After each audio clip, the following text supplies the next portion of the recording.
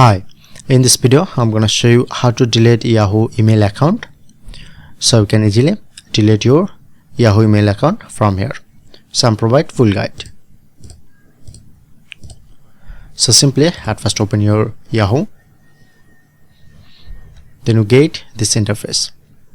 So look here, the top right corner, your profile, press on manage your account. So as you can see, showing it to privacy control. Okay, alright.